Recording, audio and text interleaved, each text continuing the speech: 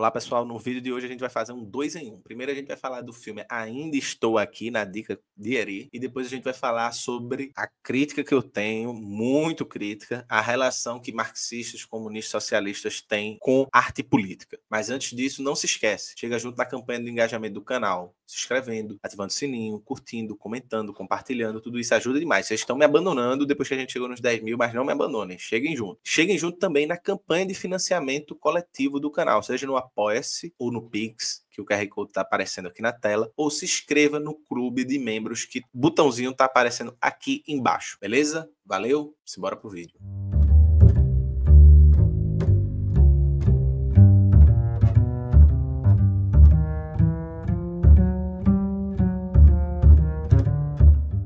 Então, pessoal, vamos falar de Ainda Estou Aqui, filme de Walter Salles, que tem no elenco Fernanda Torres e Selton Mello. Fernanda Torres interpretando Eunice e Selton Mello interpretando Rubens Braga. E ainda tem um monte de atores, né, porque tinha um filho pra caramba, tem uns amigos, tem Dan Stuba, que tem uma outra galera aí. Enfim, filme recheado de um elenco bem robusto. Dito isso, um dos filmes mais falados do cinema brasileiro em 2024, certamente o mais falado do cinema brasileiro de 2024, e isso é sempre muito feliz quando um filme brasileiro causa tanta movimentação, mobilização de debates, de discussões, de questões sobre o Brasil, sobre nossa história, sobre nossa realidade, sobre um monte de coisas, como Ainda Estou Aqui tem provocado e tem gerado, né? Tem adentrado no debate público de maneira muito forte, e não só isso. O filme também teve um grande reconhecimento de espectadores, ou seja, a bilheteria do filme muito boa no Brasil, também teve bilheteria e visibilidade fora do Brasil, inclusive com participação em festivais, com participações em premiações internacionais nos Estados Unidos, na Europa, e também no Oscar, né? Então há a expectativa que Ainda Estou Aqui concorra a algumas ou uma ou algumas categorias no Oscar, né, a mais especial delas, que tem mais chance, que mais tem se falado, inclusive com a repercussão em festivais internacionais, é a indicação de Fernanda Torres a melhor atriz pelo filme Ainda Estou Aqui. Mas também há a expectativa que Ainda Estou Aqui concorra a melhor filme internacional. Isso fortaleceria, inclusive, a candidatura de Fernanda Torres a melhor atriz, né? Porque, claro, é um bom filme, vai puxar a atuação da atriz lá para cima, e isso tudo é fundamental para a gente se orgulhar um pouco, né, do cinema brasileiro. É algo legal, não diz muita coisa, né, como diz Fernanda Torres, não se esquentem se a gente não ganhar, etc, etc. Só de estar participando, só de um filme brasileiro estar circulando como está circulando em prêmios, festivais e janelas de cinema pelo mundo, isso já mostra a força um pouco do nosso cinema, que, como a gente vê, quando tem incentivo, quando tem investimento, quando tem bons horários nas salas de cinema, as pessoas vão, assistem, as pessoas vão, gostam, as pessoas vão, debatem, as pessoas vão e discutem, ou seja, fortaleçam o cinema brasileiro, que é tudo de bom. Dito isso, eu particularmente eu gostei muito do filme Ainda Estou Aqui. Um filme sensível, um filme delicado, um filme forte e um filme muito bem feito. Não sou especialista na parte técnica, mas do pouco que eu entendo, tecnicamente o filme um primor, né? Você vê a construção da arte do filme, né, para produzir os cenários de época, para produzir, inclusive para representar nos atores os personagens, as personagens. Você tem uma caracterização incrível das personagens. Filme muito bem dirigido, né? O Walter Salles é um diretorzaço, né? É um diretor que transita ao falar do Brasil por diversos universos do Brasil. Então você tem, por exemplo, Central do Brasil, que foi outro filme, o último filme brasileiro que concorreu ao Oscar, né, com Fernanda Montenegro, né, a mãe de Fernanda Torres, e também foi um filme de Walter Salles que trata sobre o Brasil profundo, uma outra perspectiva muito diferente, um outro olhar muito diferente. Então você vê que é um diretor que consegue transitar entre olhares sobre o Brasil. E Ainda Estou Aqui é um filme que, ao meu ver, me tocou muito. Trabalhei um certo tempo em alguns arquivos que tratavam da ditadura militar e pesado, então me mexeu muito sobre isso, porque querendo ou não, você vê falar nesse trabalho sobre desaparecimento, sobre ocultação, enfim, esse tipo de coisa.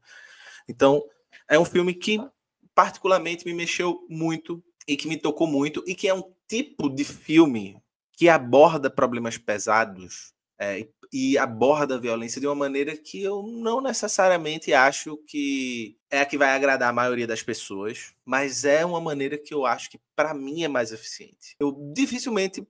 Eu acho que um filme para abordar uma violência, ele não precisa ser explícito para mostrar como algo foi violento. Ele pode apelar para um efeito afetivo, como Ainda Estou Aqui apelou. Por exemplo, o que Ainda Estou Aqui faz, que ao meu ver é o grande mérito do filme. Ele produz uma narrativa na primeira parte do seu filme, onde ele apresenta uma família feliz. Ele vai apresentar o melhor da relação da família com o Rubens Paiva.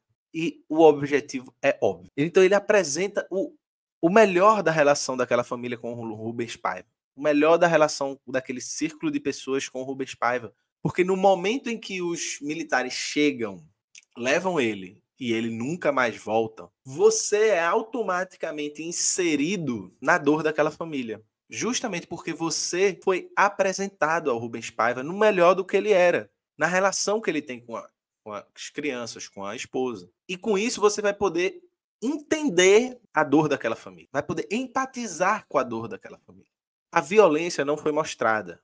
O ato de levar Rubens Paiva, de se trancar ali num quarto de depoimentos do DOPS e coisas do tipo, e fazer o que tem que fazer e sumir com ele. Isso não foi mostrado, mas não precisa. Ao a gente ser obrigado a lidar com a falta, sem ver que ele sim foi morto e foi desaparecido. Nós vimos isso acontecendo, faz com que a gente também esteja na mesma posição da família de nós não vimos e, portanto, não sabemos ao certo o que aconteceu. O que aconteceu? Sabemos possivelmente que ele foi morto. Até sabemos da história previamente, mas como espectador dentro da história, nós também não sabemos. Isso cria um lugar de empatia justamente que está ironicamente expressa no título do filme.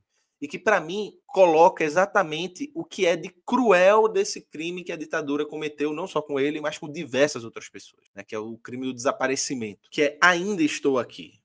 Aí, ele não está, mas como não se sabe o que aconteceu, não se tem resposta, se espera eternamente uma resposta que não vem, que mantém em aberto uma janela de esperança irreal, que provoca muito mais dor, muito mais trauma do que um encerramento. O desaparecimento coloca em suspensão, fazendo da ausência a presença. Ainda Estou Aqui mostra apenas que a ausência de Rubens Paiva estava lá, fazendo dele presente, mas uma presença permeada de dor, permeada pela impossibilidade de luto, ou de um luto que é sempre interrompido. Tanto que, numa conversa do personagem do Marcelo Rubens Paiva com a irmã, ele pergunta, né, quando foi que você enterrou o papai?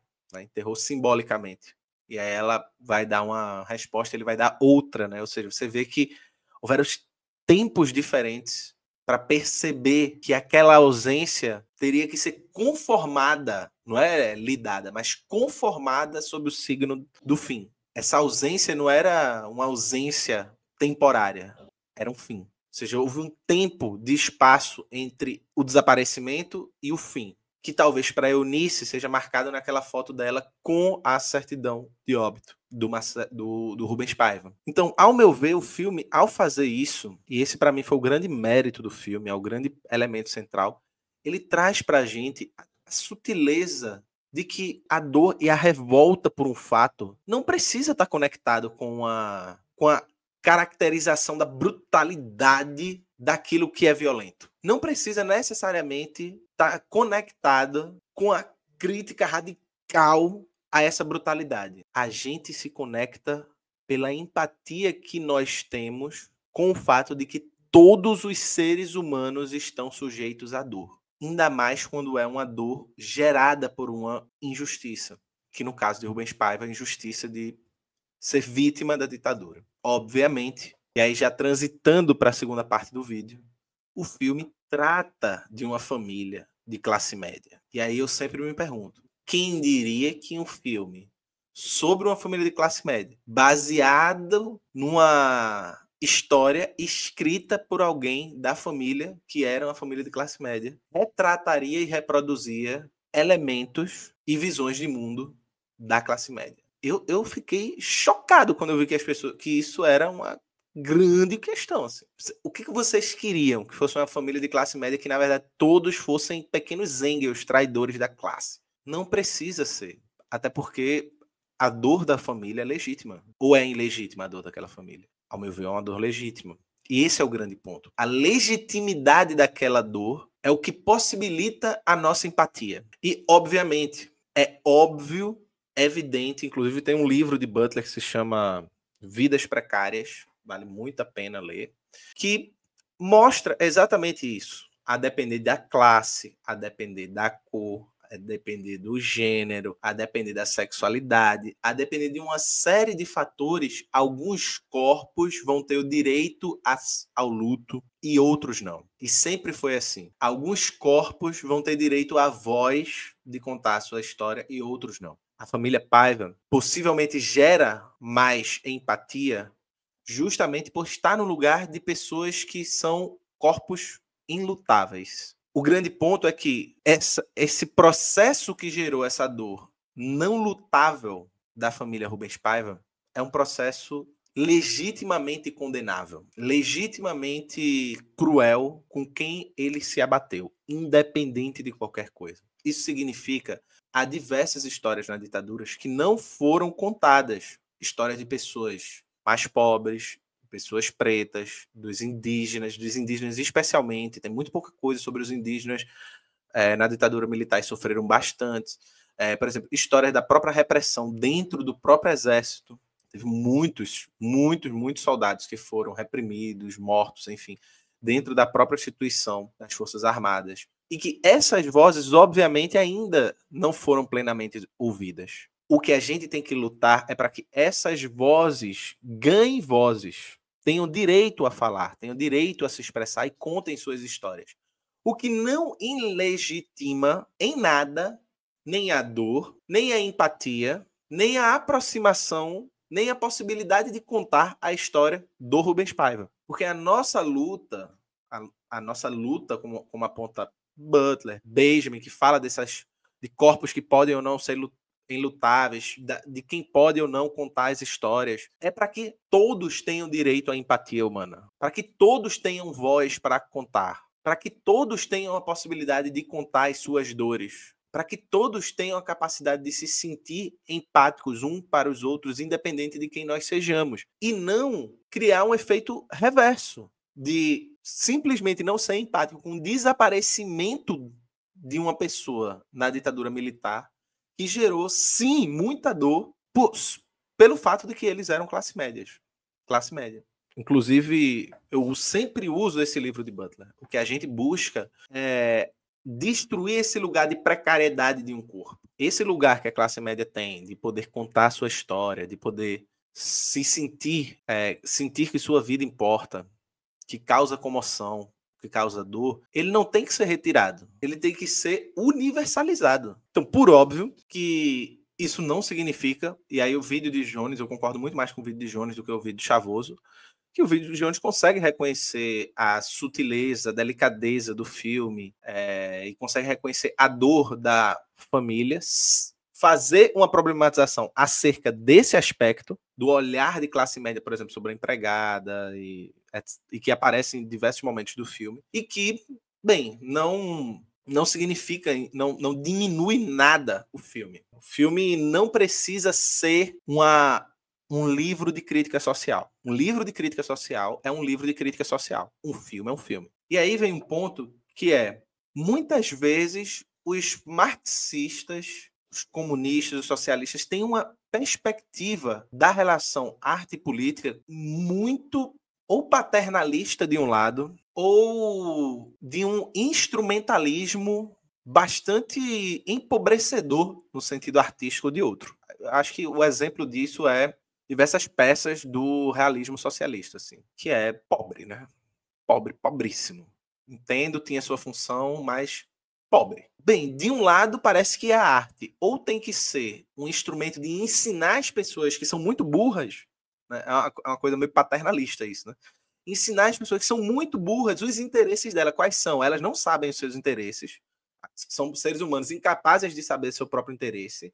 E aí, como eu sou iluminado pela Tô até aqui atrás da luz. Cadê? Iluminado, atrás da luz. Iluminado pelo farol, pela ciência imortal do proletariado. Aí eu vou poder ensinar aquela pessoa que é burríssima, através da arte, quais são os interesses dela.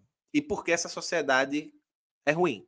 Porque o capitalismo é ruim. E aí é todo aquele conjunto de filmes, de peças literárias, enfim, ligado ao realismo socialista, vai muito nesse quesito, né? Então, o Operário começa com nenhuma consciência social, vai crescendo, crescendo, crescendo o personagem até chegar no ele ganhando alguma consciência e, enfim. Né? Então, você tem, por exemplo, talvez o ápice no sentido aqui no Brasil desse tipo de literatura seja Jorge Amado. Para quem não sabe, eu não curto muito Jorge Amado, mas isso fica para outro vídeo.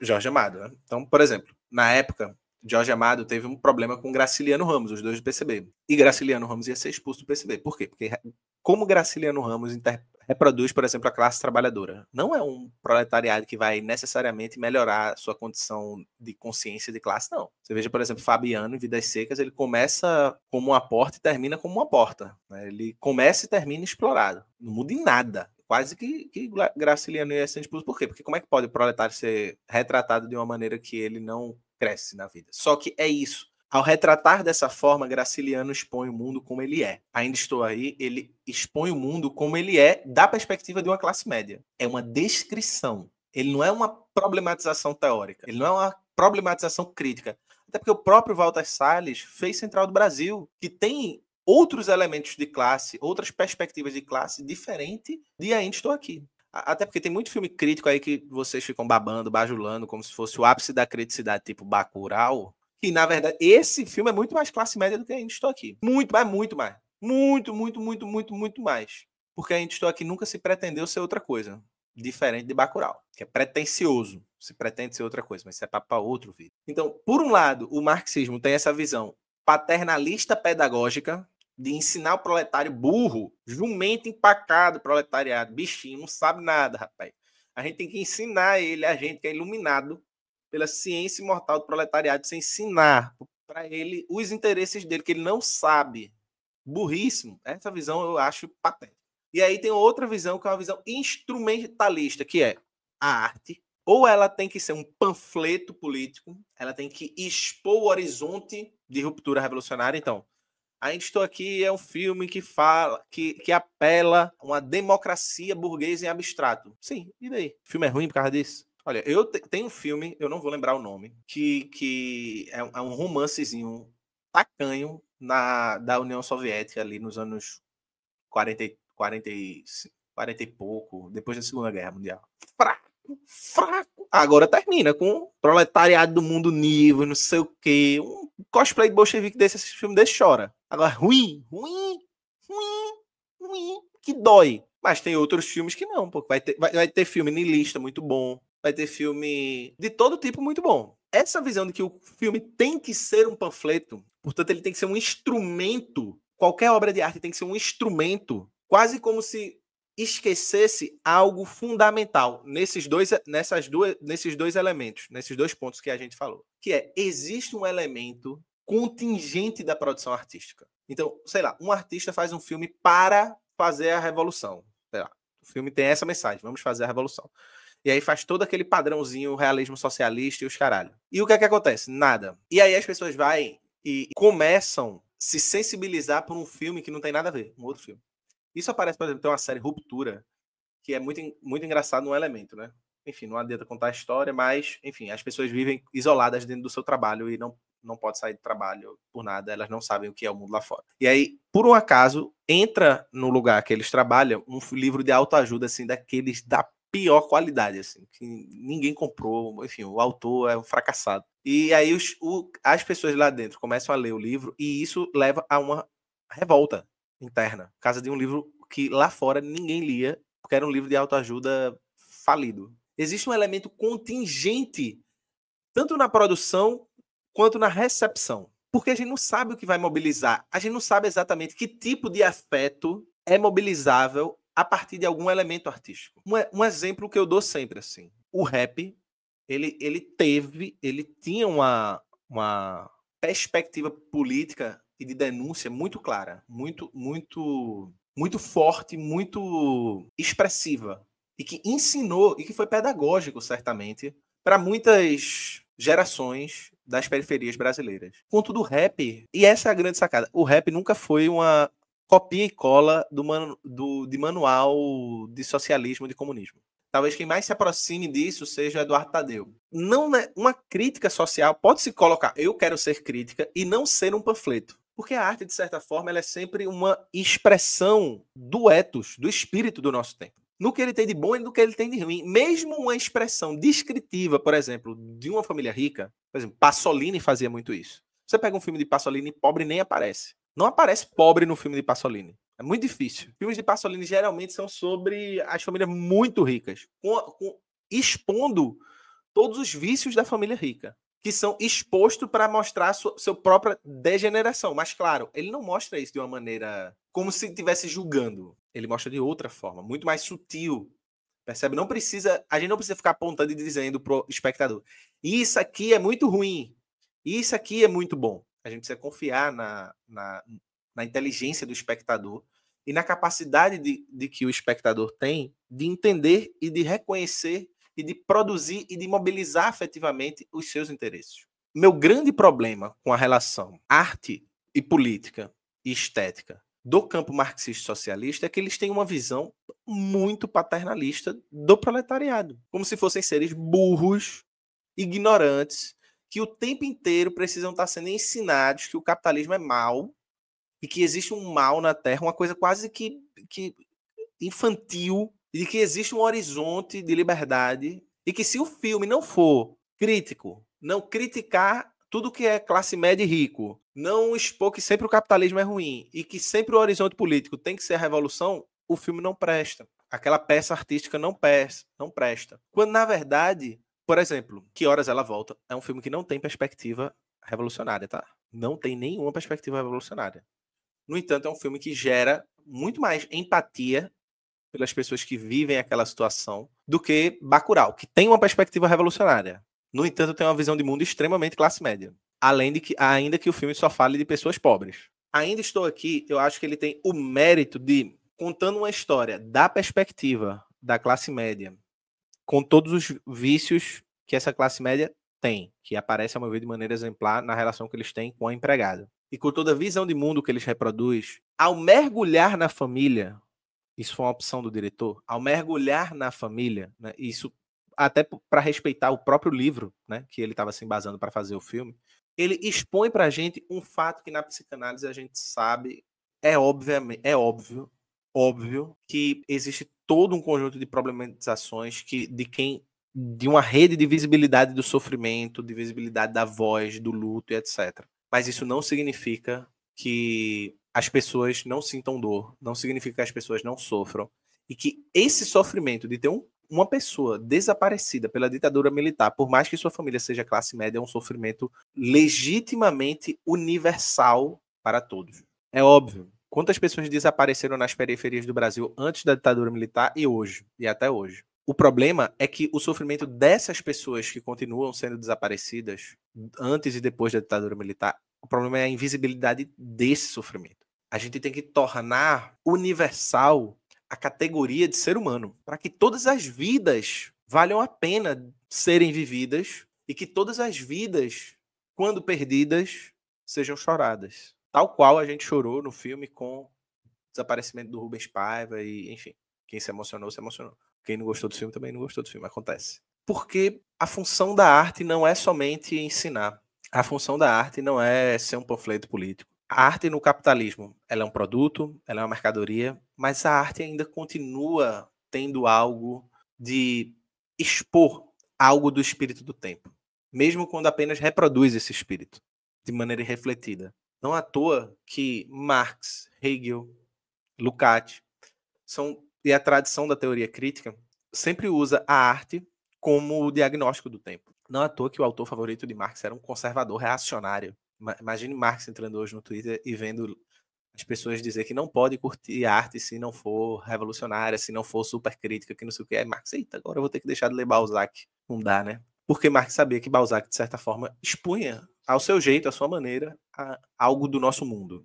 Estou Aqui expôs algo do nosso mundo. de que essa violência da ditadura militar, que foi feita com uma pessoa que pode falar que ainda está aqui, mesmo depois de morte, que pode ser sentida a sua falta, mesmo depois de morte, até hoje, porque ocupa lugares de privilégio na sociedade, deveria nos motivar a abrir um debate sobre a necessidade de investigar os crimes da ditadura militar, que vão atingir pessoas que não podem falar, pessoas que não podem dizer nada, pessoas que não teve o luto reconhecido, pessoas que não tiveram sua dor escutada. Acho que essa é a grande sacada de Ainda Estou Aqui. Se a gente assistir ele como um chamado para além do próprio melodrama familiar. Não um chamado no sentido de um panfleto político, mas de uma dor que nos mobiliza. Né? Deleuze vai dizer que a arte a arte não trabalha com conceitos, a arte trabalha com percepções. Uma das percepções que ela produziu em mim foi justamente isso. A necessidade que a gente tem de investigar os crimes da ditadura militar, de dar a voz para essas pessoas que não tiveram direito a ter uma família esperando por si. Por exemplo, eu fiquei imaginando quando a empregada pega uma foto, que eu acho que, enfim, a gente nem sabe de quem eram aquelas pessoas, né? Porque a família de classe média, ela não olha para aquelas pessoas. E olha para aquela foto e fica assim, olhando por um tempo. E o que significa aquilo? Aquela pessoa também está desaparecida, não está? Ela não pode estar na presença da família porque está trabalhando muito, enfim. Ou seja, o que é que abre a brecha para a gente pensar aqueles que não têm voz a partir da dor dos que têm voz? Se eu estou sentindo aquela dor, e a ditadura militar fez isso com muito mais pessoas, existem muito mais, como diz Benjamin, muito mais mortos que a gente precisa encarnar, né? Literalmente encarnar para fazer eles falar, para fazer eles dizerem que também estão aqui. A voz dessas pessoas estão silenciadas, mas elas não estão emudecidas. Elas foram emudecidas. Elas foram duplamente vítimas de uma violência. Da violência direta, da mesma violência que o Rubens Paiva passou, mas por uma segunda violência, a do não direito ao falar. Essa Rubens Paiva, por sorte que a família dele ocupava uma posição de privilégio e podia falar, falou. Mas a gente precisa ir além da fala dessa única pessoa. A gente precisa, como país, como povo, como pessoas que assistiram o filme, que se emocionaram e que pensaram sobre as mazelas da ditadura militar, o quanto a gente precisa dar voz e encarnar a voz àqueles que morreram sem voz e que continuam sem voz, mesmo depois de morto, e, portanto, não estão aqui. Portanto, são os esquecidos, os excluídos. Eles não são, como diriam Adorno, nem os fragmentos da história que o anjo da história de Benjamin olha e reconhece como os derrotados. Eles são os esquecidos. E para isso a gente precisa encarnar, quase que um processo espiritual de encarnamento para que essa voz consiga voltar a falar. E isso depende da gente. A arte pode cumprir um papel nesse processo? Pode. Pode cumprir um papel enorme, enorme, enorme, enorme, enorme. E tem vários filmes no cinema brasileiro que cumprem esse papel. Mas a gente precisa de mais. E a gente precisa de. E muito do que a arte precisa para cumprir esse papel depende de a gente passar, como país, por um processo de memória, de justiça, que pode parecer que já passou muito tempo, mas não passou. Essas mazelas ainda são presentes. Elas ainda estão aqui, essas mazelas da ditadura militar. Sumindo com pessoas, torturando com pessoas, prendendo pessoas aleatoriamente nos morros, nas favelas, nas comunidades, e, portanto, a gente ainda tem uma luta a se fazer contra a ditadura militar. E, para isso, precisa começar com a memória e a justiça desse processo. E é isso que nos lembra Ainda Estou Aqui. Beleza? Acho que arte e política tem uma conexão muito importante, não há desconexão entre arte e política, há conexão, mesmo na arte que não se coloca como política, mas eu acho que uma arte política que é meramente panfletária, meramente pedagógica, como eu falei para vocês, ela tem uma concepção muito paternalista e instrumental da arte, coisa que eu não aprecio nem um pouco, nem um lado, nem o outro. Não gosto de paternalismo, não gosto dessa concepção do marxismo como um guia privilegiado do ser humano, quase que como eu sou marxista e, portanto, eu posso ensinar o povo que é burro, o que eles têm de interesse ou não, o que eles têm que achar do capitalismo ou não. Acho que não é assim. Acho que as pessoas são muito mais inteligentes do que a gente pensa, inclusive muito mais inteligentes do que a gente. A gente só precisa apostar nessa inteligência. E aí é outra história. E aí é fazer arte de outro jeito, é fazer militância de outro jeito, é fazer trabalho de base de outro jeito, é ouvir de outro jeito. Mas a gente está disposto? Ou o que ainda está aqui para nós é essa velha e confortável lugar de sermos nós os senhores da razão.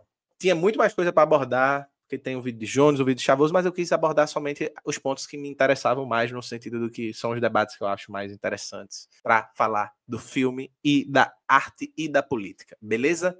Valeu, tchau, tchau e até a próxima.